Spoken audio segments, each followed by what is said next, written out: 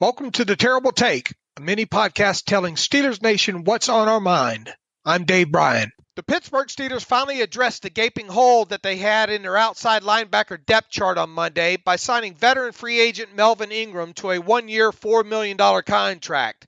That signing puts a gigantic Band-Aid over a nice-sized cut, and it was no generic Band-Aid at that.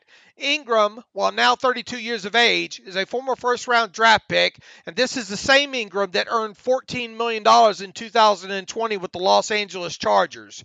Yes, there's some risk involved when it comes to Ingram and his recent injury history, but at this point in the offseason, it was a risk worth taking.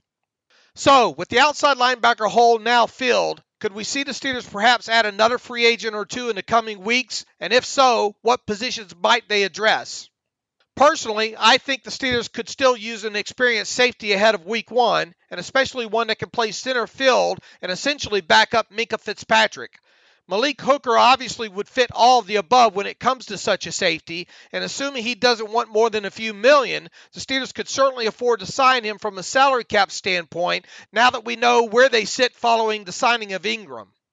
Hooker, like Ingram and the previously signed Trey Turner, had a large portion of his 2020 season knocked out because of injury.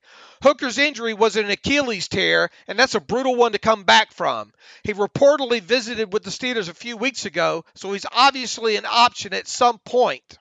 Beyond the Steelers maybe adding a safety in the coming weeks, just maybe a tight end could still be in the picture. Hey, Jesse James is still looking for a new home right now, right?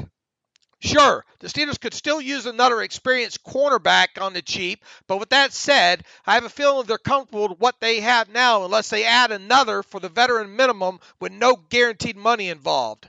In closing, kudos to the Steelers for getting Ingram in the fold on Monday. With training camp getting underway this week, the team still has plenty of time to make other additions, and especially if injury dictates they do so. So, are the Steelers done adding? No, I don't think so personally. I think at some point between now and the start of the regular season that we'll be talking about at least one more significant addition to the team, and likely on the defensive side of the football as well. So, as they say, stay tuned. Be sure to follow us at SteelersDepot.com and check out episodes of The Terrible Take every weekday at 5 p.m. Eastern Time. And check out The Terrible Podcast with myself and Alex Kozora every Tuesday and Friday.